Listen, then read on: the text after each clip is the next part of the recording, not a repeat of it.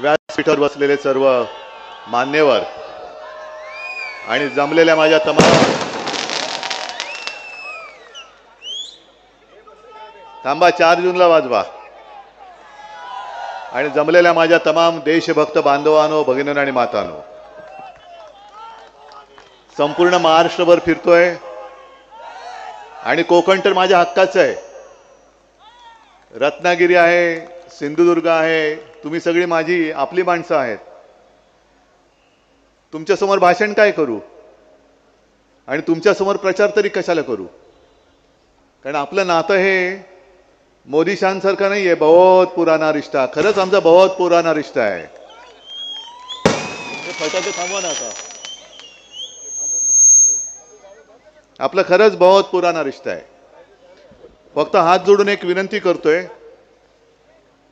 की उद्याच्या 7 तारखेला विनायक राऊतांच्या मशालीचं बटन दाबून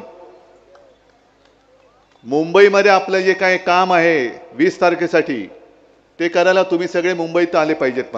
माझी माणसं मला माझ्या सोबत पाहिजेत. याचं कारण आता 2 दिवसापूर्वी एक बातमी वाचली. अमित शहा यांच्या गांधीनगरमध्ये त्यांच्या लक्षात आले की बरेचशी लोक ही सुट्ट्या लागल्याने ते पलटायत, नको बाबा हा. म्हणून मग त्यांनी काय केलं, टूर ऑपरेटर्सना एक विनंती केली. अमित शहानी विनंती केली कि बाकी सब ठीक है ना, ईडी वीडी कुछ आए नहीं ना आपके पास. आणि त्यांना सांगितलं की जरा तुम्ही तुमच्या टूर्स या रद्द करा अशी विनंती केली आणि त्यांनी टूर्स रद्द केल्या.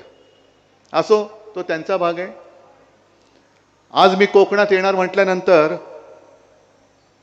कोणीतरी मला धमकी दिली. आता आपल्यामध्ये मराठीत काही म्हणी आहेत.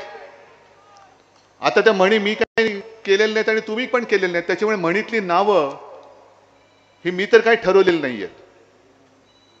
पण एक म्हण अशी आहे, शुभ बोल रे नार्या.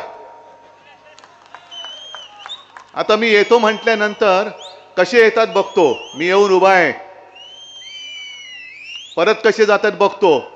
तू आडवा येच, तुला गाडूनच पुढे जातो. आडवाच आहे तू.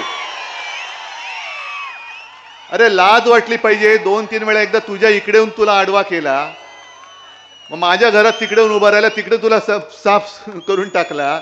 लाज नाही, लज्जा नाही. बडबडतोय आपला, बडबडतोय. म्हणून म्हटलं शुभ बोल रे नार्या. आता नाव मी काही ठेवलेलं नाही. तसं पाहिलं तर एक 4 दिवसापूर्वी मी रत्नागिरी तिकडे येऊन गेलो होतो कोकणात. आता म्हटलं 4 दिवसांनी परत येऊन बोलायचं काय. पण देव आपल्यावरती किती देवाचे आशीर्वाद आहेत बघा. आजच रत्नागिरीमध्ये जे आपल्याला नकली म्हणतात त्या बेअकली जनता पक्षाचे एक नेते येऊन तिकडे पचकून गेले. बेअकली जनता पार्टी म्हणजे शिवसेनेला नकली म्हणतात ते बेअकली असतील, नाही तर दुसरं काय. पुन्हा एकदा चॅनलला सांगतोय, बेअकली जनता पार्टी. आज हा नवीन शब्द दिलाय. कारण आजपर्यंत मी भेकड जनता पार्टी म्हणत होतो, काही लाज वाटायला तयार नाही. भाकड म्हणत होतो, काय लाज वाटत नाही. कमळाबाई म्हटलं, आता बेअकली म्हणतोय. आता बची किती बाराखडी म्हणायची यांच्यासाठी. याच्या बाराखड्या म्हणजे येतात मला, पण थोडं शांत संयमी असं माझ्यावरती शिक्का बसल्यामुळे मी बोलू शकत नाही. आता हे बेअकली जनता पक्षाचे जे सरदार आहेत ते येऊन गेले तिकडे आणि मला काही गोष्टीत आव्हान देऊन गेले. हिम्मत असेल तर त्याच्यावर बोला, हिम्मत असेल तर त्याच्यावर बोला. अहो अमित शहाजी, तुमच्यात जर का हिम्मत असेल तर जनतेच्या प्रश्नावरती बोला. 10 वर्ष तुम्ही तिकडे अंडी उभवत बसलाय. कोंबडी चोर बरोबर घेतला तरी अजून अंड्यात पिल्लू का नाही बाहेर येत, त्याच्यावरती बोला. नुसतं आपलं उभवतंय आपलं. अहो तुमच्यापेक्षा खरंच कोंबडं बरं. अंड उभवलं तर पिल्लू तरी येतं. तुम्ही 10 वर्ष खुर्च्या उभवताय तरी त्यातनं काही बाहेर पडत नाही. ढेकणं झाली असतील खुर्चीमध्ये तरी लाज नाही. जणू काय राम मंदिर यांनी बांधलं. राम मंदिर बांधलं, चांगलं केलं की वाईट केलं. अहो चांगलंच केलं. पण जेव्हा तुमची हिंमत नव्हती तेव्हा शिवसेनेने पुढाकार घेतला होता. बाळासाहेबांबद्दल बोलताना काल मोदी पण म्हणाले, बाळासाहेब हे म्हणाले, बाळासाहेब का तुमच्या वर्गात होते. हा बाळासाहेब बाळासाहेब काय हिंदू हृदय सम्राट म्हणा, हिंदू हृदय सम्राट शिवसेना प्रमुख बाळासाहेब ठाकरे बोला तुम्ही. हिंदू हृदय सम्राट बोलायला तुमची जीभ अडखळत असेल तर त्या जिभेला सरळ कसं करायचं ही माझी कोकणातली नव्हे संपूर्ण देशातली जनता जाणते. पण राम मंदिर वरती बोलतोच ना, राम मंदिर आम्ही तुम्हाला पाठिंबा दिला. मी मुख्यमंत्री होण्याच्या आधी सुद्धा गेलो होतो, मुख्यमंत्री झाल्यानंतर सुद्धा गेलो. आणि तुमच्यासारखा तुम्ही काढाल तो मुहूर्त हे नाही आम्हाला पटत. आम्ही म्हणू जेव्हा आमच्याकडे आम्हाला वाटेल राम आम्हाला दर्शनाला बोलवतोय उठून आणि जाऊ, 2 वेळा गेलोच. पण मी जाऊन आलो, तुम्ही अजून भवानी मातेच्या मंदिरात का नाही गेला? जय भवानी जय शिवाजी जरा द्या एकदा घोषणा. हा त्यांची तिकडे कडी पातळ झाली पाहिजे, एवढ्या जोरात पाहिजे. मला आव्हान देते हिंदुत्वावरती. अहो जेव्हा तुम्ही तिकडे शंकराचार्यानं न घेता भ्रष्टाचाराने घेऊन बसला होता बाजूला, 22 जानेवारी मी तमाम शिवसैनिकांना घेऊन कुठे गेलो होतो? नाशिकच्या काळाराम मंदिरामध्ये. त्या काळाराम मंदिराचा इतिहास माहिती आहे का अमित शहाजी? इतिहास बघा काय आहे. त्या काळाराम मंदिरासाठी ज्या डॉक्टर बाबासाहेब आंबेडकरांनी लिहिलेली घटना तुम्ही बदलायला निघाला आहात, त्या डॉक्टर बाबासाहेब आंबेडकरांनी हा राम माझा सुद्धा आहे, या मंदिरात जाण्याचा हक्क माझा सुद्धा आहे म्हणून आंदोलन करून ते मंदिरात गेले होते.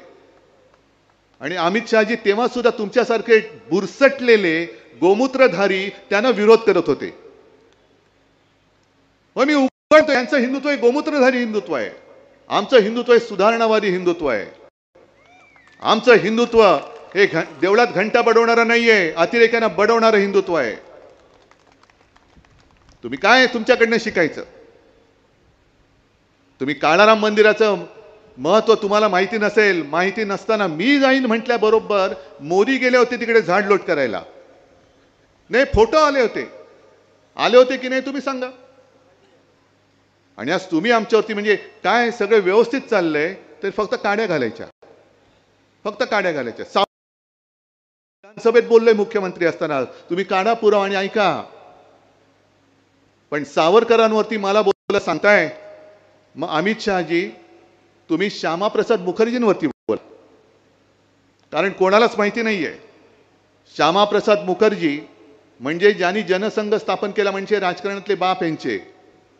आणि 1940च्या सुमारास बंगालमध्ये ज्या मुस्लिम लीगने भारताची फाळणी मागितली होती त्या मुस्लिम लीग बरोबर फजलुल हक मंत्रिमंडळ स्थापन केलं होतं तिकडे बंगालमध्ये. 11 महिने त्यांच्या मंत्रिमंडळात मुस्लिम लीगच्या मांडीला मांडी लावून तुमचे राजकीय बाप सत्तेत बसले होते. त्याच्याबद्दल बोला. काँग्रेस जेव्हा लढत होती चले जाओचा नारा दिला 42 साली गांधीजींनी, तेव्हा तुमचेच श्यामाप्रसाद मुखर्जी यांनी तिथल्या गव्हर्नरला पत्र लिहिलं होतं की आम्ही इंग्रजांना पाठिंबा देतो का त्यांच्यासाठी नाही पण इकडे चांगली कायदा सुव्यवस्था आणण्यासाठी इंग्रजांना पाठिंबा देतो. म्हणून चले जाओ चळवळ कशी वाईट आहे, तिला कसं ठेचलं पाहिजे हे तुमच्या श्यामाप्रसाद मुखर्जींनी लिहिलं होतं. ते का नाही बोलत? पण एवढं सगळं खोलात जाऊन बोलण्यापेक्षा तुम्ही 10 वर्ष काय केलं तेवढं फक्त बोला. आज दुर्दैव असं की इकडे सुद्धा काही आले असतील. मी भारतीय जनता पक्षाच्या त्या पिढीच्या विरोधात नाहीये जे खरोखर निष्ठावान काहीतरी नीतिमत्ता विचारसरणी त्यांच्याकडे आहे. त्या भारतीय जनता पक्षांच्या कार्यकर्त्यांबद्दल आणि त्या कुटुंबियांबद्दल आज सुद्धा माझ्या मनामध्ये आस्था आहे. त्या संघाच्या कार्यकर्त्यांबद्दल आज सुद्धा माझ्या मनात आस्था आहे. पण त्यांच्या मनात जो प्रश्न आहे की अरे काय वेळ आली, कमळाला मळाचा प्रचार करायला लागतोय. हातात कमळ आणि कोणाच्या मळ शी. मग एका बाजूला विनायक दुसऱ्या बाजूला खलनायक. बरं खलनायक कमी पडत असेल तर चिखलनायक.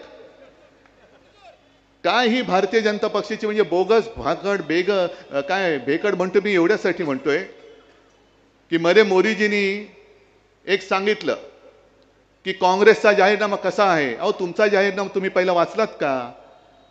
आता काय झालंय, मोदी सरकार नाही राहिले, हे गजनी सरकार झालेलं आहे. हे गजनी सरकार आहे. तुम्ही 2014चा तुमचा जाहीरनामा काढा, थापानामा 19चा काढा, आणि काय काय नाही केलं ते का नाही केलं हे लोक सांगा. पण मोदी आता काय देशाचे प्रश्न विसरून गेलेत. आणि मग काँग्रेस काय करणार, ज्यांची मुलं जास्त आहेत त्यांना तुमची संपत्ती काढून देणार. अहो, तुम्हाला राजकारणात मुलं नाही होत, आम्ही काय करू शकतो, आमचा काय दोष आहे.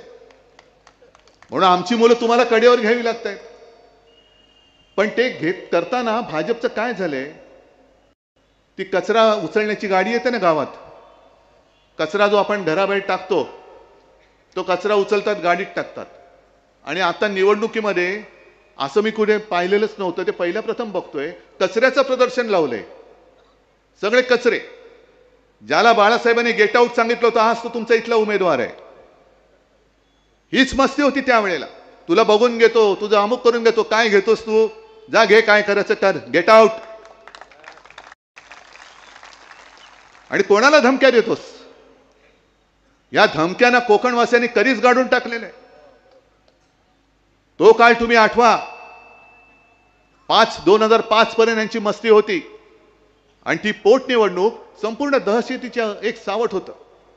मी स्वतः इकडे 8-10 दिवस राहिलो होतो, गाव वाड्या वस्त्या पाड्यांमध्ये जात होतो. आणि तिथली सगळी कोकणवासी म्हणजे तुमच्यापैकीच काही लोक, मला आजही आठवते, मी गाडीत बसल्यानंतर धावत आले आणि मला सांगितलं, उद्धवजी एक काम करा, आम्ही सगळे तुमच्या बरोबर होतो, पण इकडे ना कोणतरी लढणारा माणूस द्या. बघा तुम्ही आज गेलात ना, तो उद्या हे काय करतील सांगता येत नाही. आमची मुलं बाळं मुली यांना इकडनं यावं जावं लागतं, हे काय करतील हे सांगता येत नाही. मग त्याच्यानंतर वैभव उभा राहिला, विनायक उभे राहिले, तुम्ही त्याच्यासोबत उभे राहिलात, सगळी माझी मंडळी, सतीश वगैरे सगळे, संदेश आहेत, सगळे उभे राहिले. आणि ती जी एक मालिका होती, मग ती श्रीधर नायकांपासून सुरू झाली होती. सत्यविजय भिसे, आमचा रमेश गोवेकर, असा एक दिवस गायब, अंकुश राणे, ही सगळी मालिका तुम्हाला माहिती आहे. कसं कसं घडलं, हत्या झाली, पळवला गेलाय, कोणी पळवलं तेच माहिती नाही. असं होऊ शकतं काय, भुताटकी आहे. आणि अमित शहाना हे काय माहिती नाही. आता राणेना मत म्हणजे मोदींना मत असं म्हणत असतील तर ह्या गुंडगिरीला मत म्हणजे मोदींना मत असं तुम्हाला म्हणायचंय. या हत्या झाल्या कशा आहेत ना, तुमच्याकडे केंद्रीय गृहमंत्री आहात तुम्ही, मग या हत्यांचा शोध तुम्ही लावा ना, पण मिळणारच नाही, धागेदोरी मिळणार नाही.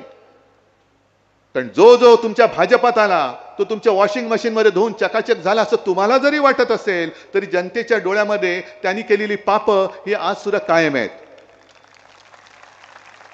आज सुद्धा कायम आहे. आणि इथल्या उमेदवाराला सुद्धा त्यांच्या सांगतोय की उगाच काहीतरी वाटेल ते बडबडू नको. आणि मी तुम्हाला सगळ्या कोकणवासियांना आवाहन करतोय, म्हणजे विनंती करतोय, उमेदवार निवडायचा ना, ठीक आहे, मी आत्ता सध्या म्हणतो विनायक राऊतांचा आत्ता विचार न करता मी तुम्हाला सांगतोय ते करा आणि मग तुम्ही मत द्या. तुम्ही विनायक राऊतांची 10 वर्षातली संसदेतली भाषणं काढा, ती त्याचे व्हिडिओ लावा, आणि ह्यांनी केरळच्या प्रश्नाला कर्नाटकाचं उत्तर कसं दिलंय ते तुम्ही बघा. नुसतं मला पाहिजे मला पाहिजे, मी आणि मैं और हमारे दो, काय कुठली हे. बरे, ज्या घराणेशाहीच्या विरुद्ध मोदी बोलतायत त्यांना शिवसेना प्रमुखांची घराणेशाही नकोय. मी तर म्हणतो मी आहेच, मी घराण्याचा वारसच आहे, अभिमानाने सांगतो मी. आणि अमित शहा आज बोललेत, अहो तुमच्या सर्टिफिकेटची गरज नाहीये, फालतू नकली सर्टिफिकेट मला नकोय, गरज नाही, फेकून दे तुम्ही गटारात ते. की उद्धव ठाकरे हा बाळासाहेबांचा मुलगा आहे, हे का तुमच्या वडिलांकडनं मी विचारून घेऊ. मी तर अभिमानाने सांगतोय, पण अमितजी, मी माझ्या वडिलांचं नाव लावतो ना, तसं तुम्ही लावा. माझ्या वडिलांचं नाव लावून मतं नका मागू. तुम्हाला माझी माणसं चोरावी लागतायत, तुम्हाला माझे वडील चोरावे लागतायत. काय हो, तुम्हाला तुमच्या वडिलांचं नाव नाही, तुमच्या वडिलांचं कर्तृत्व नाही, मग लावा ना, तुमचं पूर्ण नाव लावा. आणि या लोकांसमोर मी माझं पूर्ण शिवसेना उद्धव बाळासाहेब ठाकरे लावून पुढे आलेलो आहे, तसं तुम्ही अमित शहा, नरेंद्र मोदीजी, तुम्ही नाव लाया आणि या.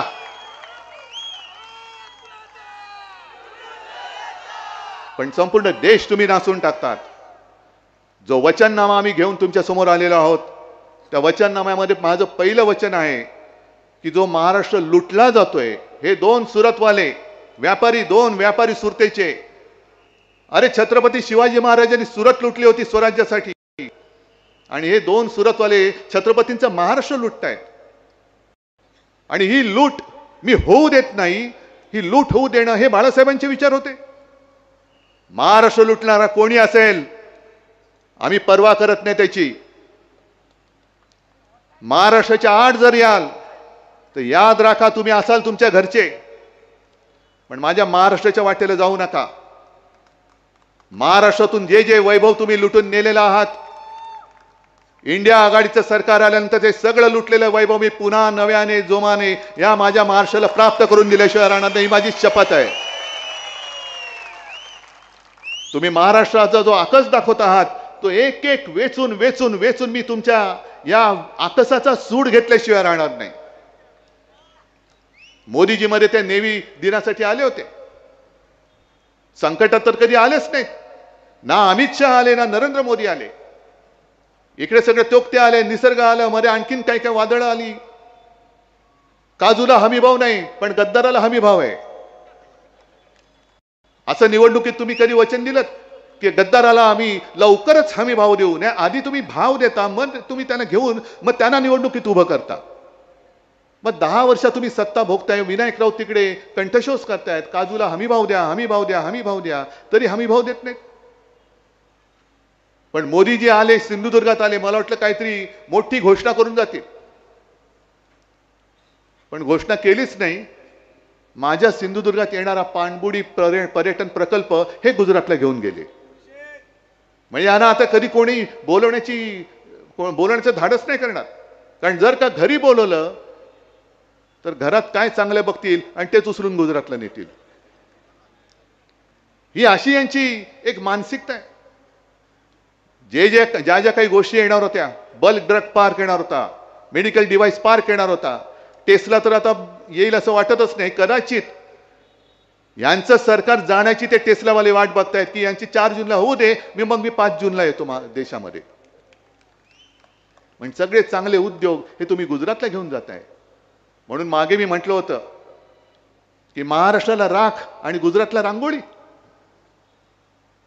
मग आज अमित शहा मी तुम्हाला आव्हान देतोय, परत उद्या या आणि कोकणात येऊन सांगा बारसूची रिफायनरी मी होऊ देणार नाही. मी तर होऊ देणारच नाहीये, मी तर होऊच देणार नाहीये. पण अमित शहामध्ये जर हिम्मत असेल, हिम्मत आणि अमित शहा हा शब्द विरुद्धार्थी आहे मला माहिती आहे, पण तरी सुद्धा हिम्मत असेल तर या आणि सांगा बारसूला मी रिफायनरी होऊ देत नाही. पण जैतापूर आमच्या माथ्यावर मारायचं, नाणार आमच्या माथ्यावर मारायचं, पुन्हा बारसू मारायचं, जेणेकरून माझं सुंदर जे निसर्ग संपन्न कोकण आहे त्याचं पर्यटन मारून टाकायचं, निसर्ग मारून टाकायचं. आणि जांभा दगडाच्या खाणीवरती ह्या त्या परप्रांतीयांचा डोळा आहे. जैतापूरची सुद्धा जी काही मी नावं पाहिली, जमिनी कोणी खरेदी केल्या, सगळे यांचे बगल बच्चे. मग कोकण मोदी शहा वगैरे त्यांचीच नाव आहेत. 7 बरोबर यांची नावं चढली कशी? परस्पर तुम्ही सगळं लुटून फस्त करता आहात. आणि उद्धव ठाकरेंनी कोरोनाची खिचडी खाल्ली. मग तुम्ही तुमच्या उत्तर प्रदेशमध्ये आणि गुजरातमध्ये काय केलं होतं? गंगेमध्ये प्रेत वाहत होती, पण माझ्या महाराष्ट्रामध्ये एका सुद्धा प्रेताची किंवा शवाची अशी अवहेलना आम्ही होऊ दिली नव्हती. गुजरातमध्ये सार्वजनिक चिता पेटल्या, त्या दुर्दैव आहे. मी टीका नुसती नाही करत, पण हे दुर्भाग्य आहे, दुर्दैव आहे. एक तरी मला भाजप शासित राज्य सांगा की जिकडे महाराष्ट्राने केलं तसं फील्ड हॉस्पिटल उभं करून दाखवलं होतं. लस म्हणे मोदींनी शोधली म्हणून लसीवरती मोदींचा फोटो, मग खतावरती मोदींचा फोटो का टाकता? शेणखत आहे ना, तिकडे बैलाचा फोटो टाका. नाही, माझा प्रश्न साधा आहे. आता हे जे म्हणतात लस मोदींनी शोधली म्हणून त्याच्यावरती मोदींचा फोटो मी समजू शकतो, पण खतावरती मोदींचा फोटो का? हा कुठला न्याय आहे? म्हणजे सगळीकडे मी आणि मीच, म्हणजे जे येईल ते फक्त मलाच पाहिजे, दुसरं कोणी बसायचंच नाही. त्याच्यानंतर दुसरं जे मी वचन दिलेलं आहे ते शेतकऱ्यांना दिलेलंच आहे. शेतकऱ्यांच्या बाबतीत काय जाते, संपूर्ण मराठवाडा विदर्भ वगैरे इकडे तिकडे फिरतोय. ती प्रधानमंत्री सन्मान योजना का काहीतरी योजना आहे का तुमच्याकडे? 6,000 रुपये येतात. PM किसान सन्मान योजना काहीतरी आहे. ते शेतकरी जे सांगतात फार म्हणजे मला कौतुक वाटतं शेतकऱ्यांचं. शेतकरी स्वतः सांगतायत की अहो हे 6,000 रुपये वर्षाला देतात, पण आमच्या खतावर GST, औषधांवरती GST, बी बियाणावरती GST, सगळी जी काय उपकरणं लागतात त्याच्यात GST, हजारो रुपये आमच्याकडनं घेऊन जातात आणि 6,000 रुपये भीक दिल्यासारखे आमच्या तोंडावर मारतात. म्हणून मी वचन दिले की शेतकऱ्याला जी शेतीसाठी आवश्यक ज्या गोष्टी आहेत, मग ते कीटकनाशक असेल, खत असेल, बी बियाणं असेल, इतर अवजार असतील, ह्याच्यावरचा GST माफ करून टाकायचा. शहरामध्ये अनेक छोटे छोटे व्यापारी आहेत, त्या व्यापाऱ्यांवरती GSTच्या धाडी पडतात. म्हणजे ह्यांचं सगळे जे चाललेले चंदा दो आणि धंदा लो. वैभव, तू जे बोललास ना की त्यांच्याकडे करोडो रुपयाचे निवडणूक रोखे आहेत, हे बघ माझ्याकडे किती निवडणूक रोखे आहेत. ते निवडणूक रोखेच आहेत आणि सगळे निवडणूक रोखे मी निवडणुकीच्या मतदानाच्या दिवशीच वापरणार आहे. पण तुम्ही GSTच्या माध्यमातून जे व्यापाऱ्यांना त्रास देतात, त्या GSTच्या कर प्रणालीमध्ये आम्ही बदल करणार आहोत. व्यापारी असेल गुजराती असेल, मी गुजरातला काही देऊ नये या मताचं नाहीये. गुजरातच्या हाचं असेल ते आम्ही सुद्धा देऊ, पण गुजरातला देण्यासाठी तुम्ही माझ्या महाराष्ट्राच्या तोंडात हात काढून देणार असाल तर तो हात आम्ही तोडल्याशिवाय राहणार नाही, हे मी महाराष्ट्रामध्ये सांगतोय. मी मुख्यमंत्री असताना इथल्या विमानतळाच्या उद्घाटनाला आलो होतो, चिपी, आणि बसले होते सूक्ष्म आणि लघु. खरं म्हणजे आनंदाचा दिवस. जे मी बोललो ना, शुभ बोल रे नार्या, अरे कोकणासाठी, जगासाठी कोकणाचे दरवाजे उघडतायत. तो विमानतळ आजपर्यंत नुसता होणार होणार होणार, आपण तिकडे रेटा लावला आणि तो विमानतळ करून घेतला, पण तिकडे सुद्धा असंच काहीतरी वेडवागडं बोलून घेते, मग काढली होती थोडीशी तिकडे. पण तो विमानतळ आज चालू आहे का बंद आहे? बाजूला मग काल मी त्या गोव्याच्या मोपा विमानतळावरती उतरलो, केवढं भव्य दिव्य विमानतळ केलेलं आहे. का हे सगळं वैभव तुम्ही आमच्या कोकणात का नाही आणत? कोकणामध्ये सुद्धा ते संपूर्ण हा किनारपट्टा आहे, गोवापासून हा संपूर्ण किनारपट्टा एवढा सुंदर आहे. इकडे तर आपले ऐतिहासिक किल्ले आहेत, महाराजांनी बांधलेलं सिंधुदुर्ग आहे. ज्या सिंधुदुर्गामध्ये गेल्या वेळेला आलो होतो, वैभवनी खरंच चांगलं केलं. एकमेव जे आपल्या छत्रपतींचं मंदिर आहे, त्याच्यात शिवछत्रपतींना त्यांनी दगडी सिंहासन करून घेतलं. केवढं मोठं काम केलं त्यांनी, एवढं मोठं काम केलं. अहो मोदीजी, शहाजी हे ह्याला कामं म्हणतात. नुसतं तुम्ही आलात आणि पर्यटन प्रकल्प घेऊन गेलात, येऊन नुसतं काहीतरी कोपरा लावून जाता. या गोष्टी मतदारांना तुम्ही जास्त काळ फसवू शकत नाही.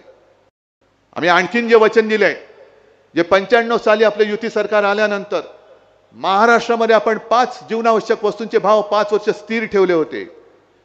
आता मी स्वतः प्रयत्न करणार आहे, देशात इंडिया आघाडीचं सरकार आल्यानंतर संपूर्ण देशात 5 जीवनावश्यक वस्तूंचे भाव हे स्थिर ठेवण्याचा मी प्रयत्न करणार आहे.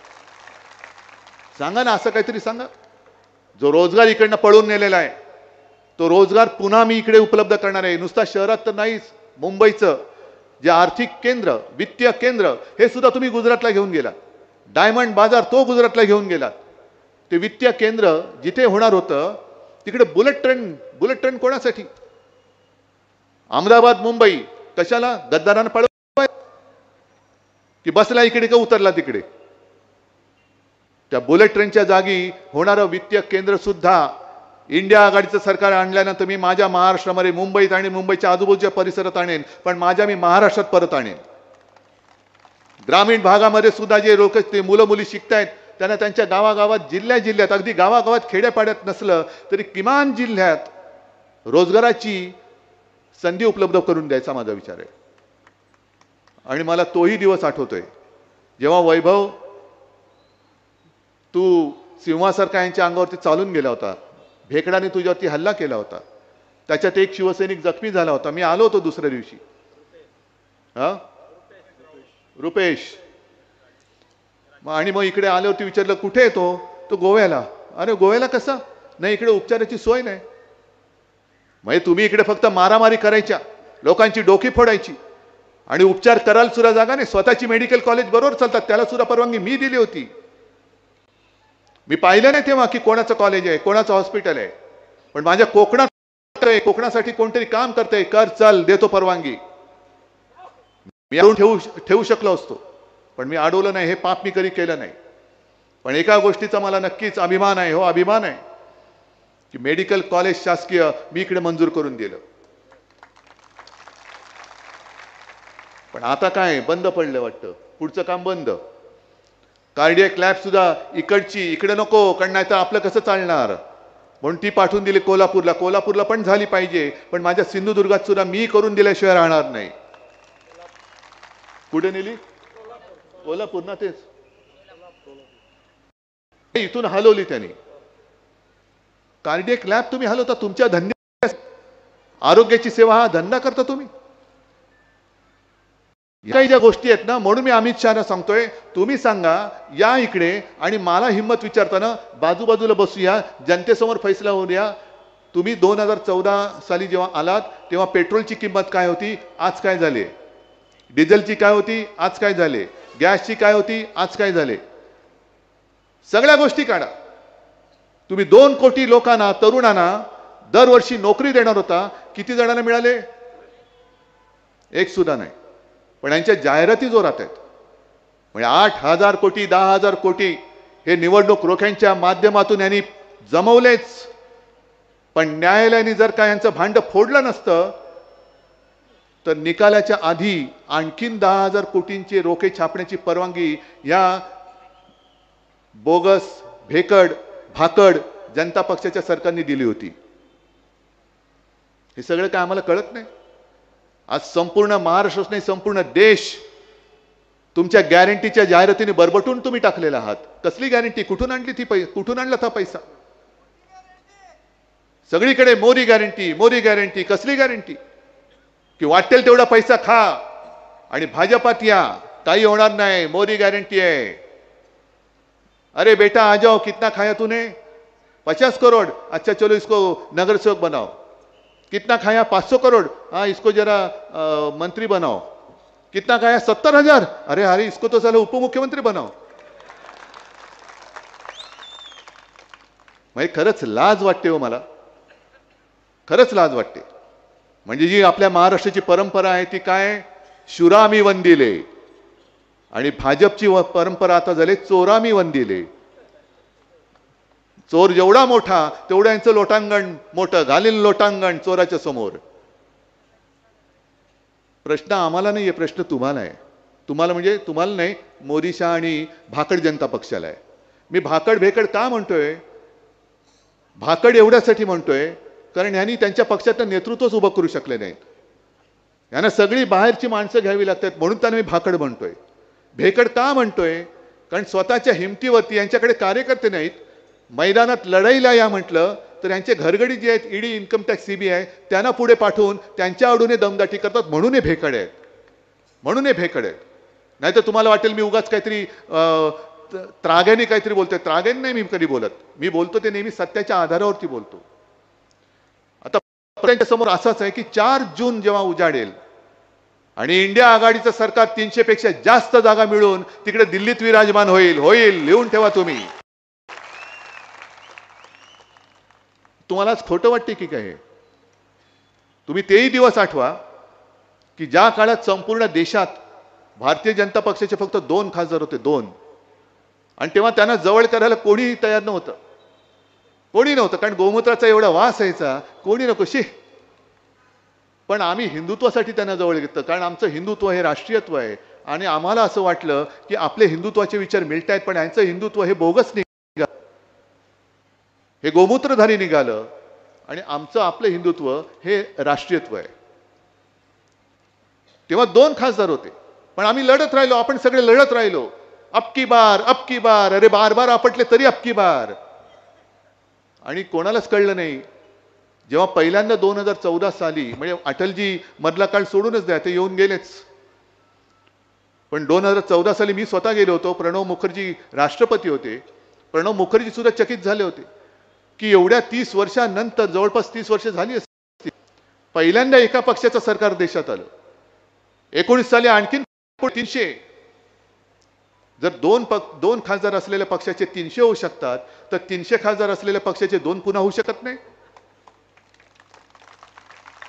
आणि माझी देवाकडे प्रार्थना की यांचे 2च खासदार कोण आपल्याला माहिती आहे ते यावेत, तेवढे 2च यावेत. आणि समोर इंडिया आघाडीचं सरकार असावं.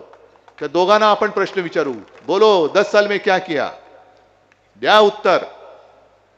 जसं तुम्ही चाय पे चर्चा केली होती, अहो एवढी बोगस सगळी बोगसगिरी केली यांनी की विदर्भात मी जेव्हा गेलो होतो यवतमाळमध्ये, ते दाबडी म्हणून एक गाव आहे, 14 साली मोदीजी गेले होते आणि चाय पे चर्चा. मग ते चाय पे चर्चा म्हणजे चहामध्ये साखर किती टाकायची, दूध कसं टाकायचं, सगळं झाल्यानंतर मग मोदींनी त्यांना सांगितलं की इथे काय जास्त पीक कोणतं आहे. सगळ्यांनी सांगितलं कापूस. मग त्यांना सांगितलं मी तुम्हाला इथे कापसासाठी बाजारपेठ उपलब्ध करून देईन, निर्माण करून देईन. दिले सगळ्यांनी, पटापटा मतं दिली. मत दिल्यानंतर जेव्हा शेतकऱ्यांनी पत्र पाठवायला सुरुवात केली प्रधानमंत्री कार्यालयात, काय होऊ नाही चू नाही. मग तिथले शेतकरी उठले आणि प्रधानमंत्र्यांना भेटायला दिल्लीत गेले. भेटायला कसले देतात, लांबच्या लांब अडवले आणि परत पाठवून दिले. मधल्या काळात पंतप्रधान जेव्हा यवतमाळ त्या गावाच्या इकडे आले, ते शेतकरी जायला निघाले, पोलिसांकडनं त्यांना असं अडवून टाकले की पंतप्रधान त्यांना दिसलेच नाहीत. ही मोदींची गॅरंटी. त्याच्यानंतर मध्ये एक ती जाहिरात आली. ती जाहिरात आल्यानंतर या चॅनलवाल्यांनी ती कोण महिला आहे त्या महिलेचा शोध घेतला आणि शोध घेतल्यानंतर त्या महिलेच्या घरी गेले तर सारी 8x8 10x10 खोली, त्या महिलेला मोठा फोटो दाखवला पेपरमध्ये पहिल्या पानावर आलेला. काय तिचं नाव लक्ष्मीबाई वगैरे असेल, कलावती नाही लक्ष्मीबाई असेल.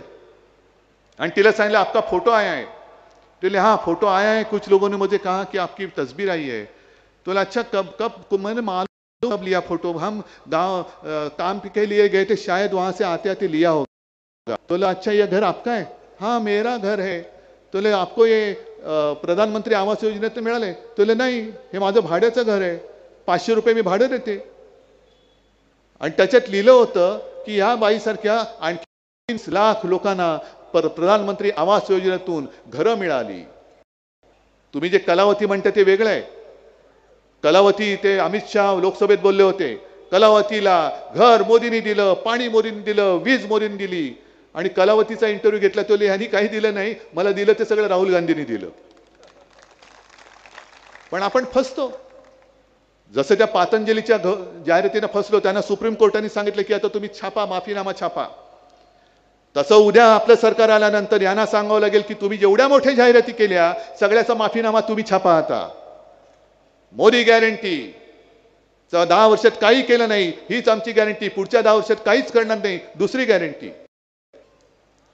पण काय बोलतायत, किती बोलतायत. हे जे काय झालं आतापर्यंत म्हणे ट्रेलर होता, ट्रेलर म्हणजे पिक्चर किती भयानक असेल, पिक्चर किती भयानक असेल. गॅसच्या किमती आजपर्यंत एवढा वाढला, ट्रेलर होता. पिक्चरमध्ये तर आणखीन 5,000च्या वरती जाईल. डाळी कडाडल्या आहेत, सगळंच कडाडलेलं आहे. आणि हा नुसता ट्रेलर असेल तर पिक्चर किती भयानक असेल. आणि असा पिक्चर तुम्हाला बघण्याची इच्छा आहे. गेल्या वेळेला माझी चूक झाली, खरंच चूक झाली. मी संपूर्ण महाराष्ट्राची माफी मागतो. मला असं वाटलं होतं की आज नाही तर उद्या हे सुधारतील, पण सुधारायचं नाव नाही घेत. उलटा आता घरात घुसून घर फोडायला लागलेले आहेत. घर फोडतायत, कुटुंब फोडतायत, कुटुंबाच्या कुटुंब बदनाम करून टाकतायत. आणि सगळे महाराष्ट्राच्या बाहेरून आलेल्यांचे चेले चपाटे, यांना लाज नाही, लज्जा नाही. स्वतःचे व्हिडिओ बाहेर आल्यानंतर हे दुसऱ्यांची बदनामी करतायत. आणि बदनाम केल्यानंतर स्वतःच्या पक्षात घेऊन हे तुम्हाला त्यांचे प्रतिनिधी, ह्यांना मत म्हणजे मोदींना मत. किती वाईट प्रकारे हे सगळं चाललेलं आहे. त्या सुधीर मुनगंटीवारांचं एक ते भाष्य, त्यांनी त्यांच्या प्रचाराच्या सभेत मोदींच्या व्यासपीठावर, मोदी असतील नसतील मी बघितलं नाही, पण आपण रक्षाबंधन, भाऊबीज, बहीण भावाचं नातं किती पवित्र मानतो. मोदीने आमच्या गद्दार त्या ताईकडनं राखी बांधून घेतली होती. नंतर त्या राखीचं काय झालं माहित नाही, कारण तिकीटच कट केलं. ते नागेश, तो आपल्या तुमच्या बाजूच्या वॉर्डातल्या संजय देशमुखच्या इथल्या. पण त्या मुनगंटीवाराने, तुम्ही व्हिडिओ तर जरूर बघा, बहीण भावाच्या नात्यावरती एवढं विकृत बिभत्स जी या भाकड बेअक्कली जनता पक्षाची मानसिकता आहे ती त्या सुधीर मुनगंटीवारांच्या तोंडातून बाहेर पडले. मुद्दामून बघा. आणि अशी मानसिकता असलेली माणसं ही आपल्या देशाची राज्य करते. हे देशाला नव्हे जगाला आपल्याला नाव सांगायला लाज वाटायला पाहिजे. आपण ही अशी सगळी मानसिकतेची माणसं, सडलेली कुजलेली. म्हणून मी इथल्या भाजपच्या त्या लोकांना सांगतोय, संघाच्या त्या लोकांना सांगतोय, अजूनही आपण ज्या हिंदुत्वासाठी एकत्र आलेलो आहोत ते हिंदुत्व मी सोडलेलं नाही. माझ्यावरती झालेले ते जे काही संस्कार आहेत ते मी सोडलेले नाहीत. आणि मला असं वाटतं आपण आलो होतो तर त्या हिंदुत्वासाठी एकत्र आलो होतो, यांच्या या हिंदुत्वासाठी नाही. हे सगळं हडप हडप हडप मी आणि मीच, म्हणजे मी 14 साली पंतप्रधान झालो, 19ला पण होणार, 24ला होणार, 47ला होणार. अरे बाबा थांब, कुठेतरी ब्रेक मार, आपटशील कुठेतरी. तर त्यांना सुद्धा सांगतोय की हे जे काही संकट आहे, हुकुमशाहीचं जे संकट आहे, हे संकट केवळ आमच्यावरती नाही, तुमच्यावरती सुद्धा आहे. आणि यांना जी घटना बदलायची, डॉक्टर बाबासाहेब आंबेडकरांनी लिहिलेली घटना, ती एवढ्यासाठी बदलायची की एक साधा माणूस दलित कुटुंबात जन्मलेला, तो एवढा बुद्धिमान, आणि त्यांनी लिहिलेली घटना आम्ही मानायची. हेच ते मी बुरसटलेलं गोमूत्रधारी हिंदुत्व म्हणतो ते. हे एका दलित कुटुंबात जन्मलेल्या साध्या माणसाने पण बुद्धिमत्तेने अफाट असणाऱ्या त्या महामानवाने लिहिलेली घटना यांना बदलून टाकायचे, म्हणून यांना 400 पार पाहिजे. तरी एक बरं आहे की हे जेव्हा 400 पार म्हणतात तेव्हा लोक काय म्हणतात? अरे मोठ्याने बोला ना, तडीपार.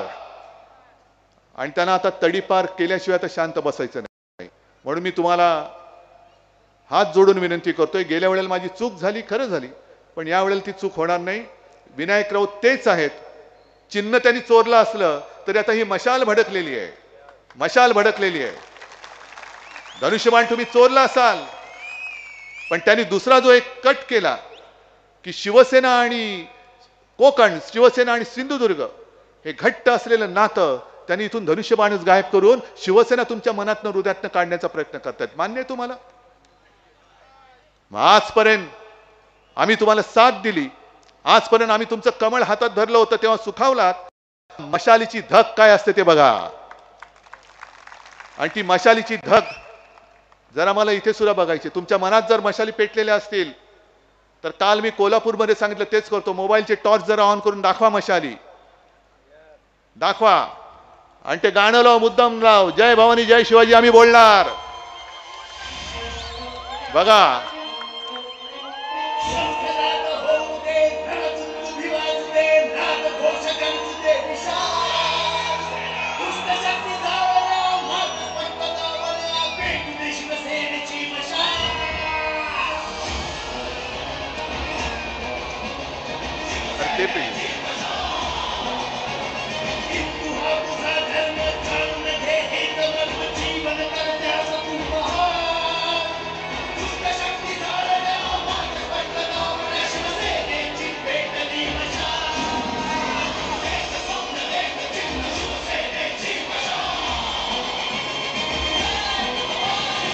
शिवसेना उद्धव बाळासाहेब ठाकरे यांचं चिन्ह मशालच निवडा. चला, दुष्ट शक्ती जाळण्या, मार्ग स्पष्ट धावण्या, दुष्ट शक्ती मार्ग स्पष्ट धावण्या. आता आमची पेटली आहे मशाल, आणि हा महाराष्ट्र शाहू फुले आंबेडकरांचा आहे, शहा मोदी अदानीचा नाही. जय हिंद, जय महाराष्ट्र.